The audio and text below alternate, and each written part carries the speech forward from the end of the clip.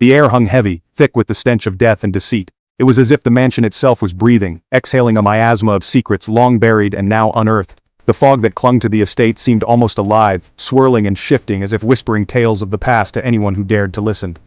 Opulence couldn't mask the chilling silence that permeated the mansion's vast halls.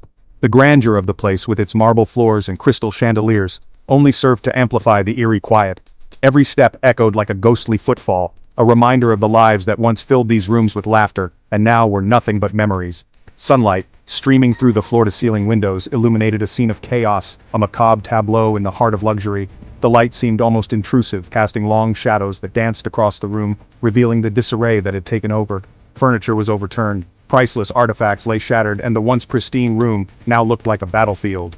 In the study, sprawled amid scattered documents and overturned furniture, lay the lifeless form of Arthur Finch, the billionaire tech mogul. The room, once a sanctuary of intellect and power, now felt like a tomb.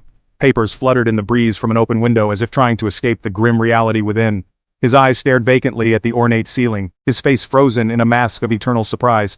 It was as if he had seen something in his final moments that defied comprehension, something that had shattered his understanding of the world. The intricate designs on the ceiling seemed to mock his lifeless gaze, a stark contrast to the horror below. The first responders arrived, their faces grim as they surveyed the scene. They moved with a practiced efficiency, but there was an undercurrent of unease. This was no ordinary crime scene. The opulence of the surroundings clashed violently with the brutality of the act, creating a dissonance that was hard to ignore.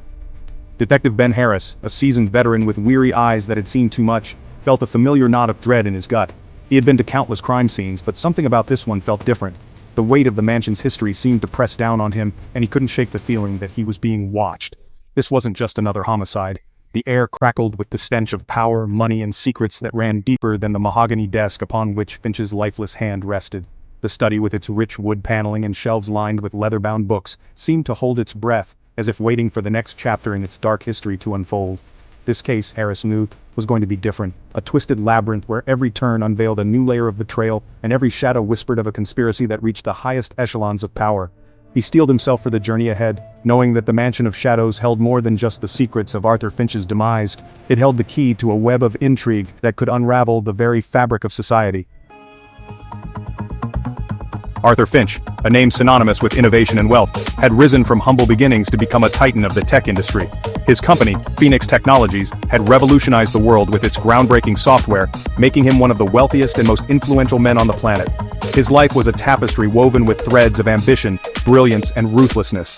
He was known for his relentless pursuit of success, his unwavering focus, and his almost mythical ability to predict the future of technology. But behind the facade of the visionary entrepreneur lay a complex man, a man of contradictions, driven by an insatiable hunger for more power, more wealth, more control. As the initial shock subsided, the investigation began in earnest. The media frenzy was immediate and relentless, the public hungry for details about the demise of a man who had become an icon of the digital age. Every aspect of Finch's life was scrutinized, every relationship dissected, every deal examined under the harsh glare of the spotlight. The police, led by the stoic Detective Harris, maintained a tight lid on information, fueling speculation and rumors. Whispers of foul play began to circulate, gaining traction as the days turned into weeks, and the investigation seemed to stall. There were no signs of forced entry, no witnesses, no obvious suspects. The killer, it seemed, had vanished into thin air, leaving behind a trail of unanswered questions and a growing sense of unease. Section 4. The Gilded Cage. The deeper Harris delved into Finch's life, the more he realized that the billionaire's world, for all its glitter and glamour, was a gilded cage, a labyrinth of ambition, rivalry, and deceit. Behind the facade of success and innovation lurked a ruthless world of cutthroat deals, corporate espionage, and bitter rivalries. Finch had made many enemies on his meteoric rise to the top, rivals who envied his success and enemies who had been crushed under the weight of his ambition. The list of suspects grew longer with each passing day, disgruntled business partners, jealous competitors, even spurned lovers, all harboring their own motives, their own secrets, their own reasons to want Arthur Finch dead. Section 5. Cracks in the facade. As weeks turned into months, the investigation seemed to hit a wall. Leads that once seemed promising turned cold, and the trail of clues grew fainter with each passing day. The team, once filled with hope and determination, now found themselves grappling with frustration and doubt. The pressure mounted, the media scrutiny intensified, and the public clamored for answers. Every day, headlines screamed for justice, and the faces of the victims haunted the nightly news. The weight of expectation bore heavily on the shoulders of the investigators. It was then that the first cracks began to appear in the seemingly impenetrable facade of the police investigation. Whispers of doubt began to circulate within the precinct, and the once unified front started to show signs of strain. Discrepancies emerged, inconsistencies in witness statements, missing evidence, and a series of seemingly minor oversights that, when pieced together, painted a disturbing picture. Files that should have been airtight were suddenly riddled with holes, and key pieces of evidence vanished without a trace. Harris, his instincts sharpened by years of experience, couldn't shake the feeling that something was amiss. He spent sleepless nights poring over the case files, searching for the thread that would unravel the mystery. His gut told him that this was more than just a series of unfortunate coincidences. It was as if the pieces of the puzzle were deliberately being misplaced. The investigation subtly steered away from certain leads. Every time Harris thought he was getting closer to the truth, another roadblock would appear, as if someone was always one step ahead. A sense of unease settled over him, a growing suspicion that the very people tasked with upholding the law might be compromised, their loyalty bought, their integrity corrupted. The realization was chilling, but Harris knew he couldn't let it deter him. He was determined to uncover the truth, no matter where it led or who it implicated. The stakes were higher than ever, and the cracks in the facade were just the beginning. Section 6. The Fox guards the hen house. Harris's suspicions were confirmed when he uncovered a series of suspicious transactions, meticulously hidden within layers of legitimate financial activities. Each transaction seemed innocuous on its own, but together they painted a damning picture. Funds siphoned from Finch's accounts, routed through offshore havens, and laundered through a complex web of shell companies. The trail was convoluted, designed to throw off any would-be investigators, but Harris was relentless. He traced the money back to accounts held by members of the police department itself. The very people who were supposed to uphold the law were the ones breaking it. The truth hit him with the force of a physical blow, leaving him gasping for breath. It was a betrayal of the highest order, a violation of the public trust. Harris felt a wave of disbelief and disgust wash over him. How could those sworn to protect and serve be so deeply entrenched in corruption? It was a question that gnawed at him. The guardians of law and order, the very people sworn to protect and serve, had become the foxes guarding the hen house. Their betrayal was not just a personal affront to Harris but a systemic failure. The realization that the protectors were the perpetrators sent a shockwave through the investigation. It was a bitter pill to swallow, but it was the truth.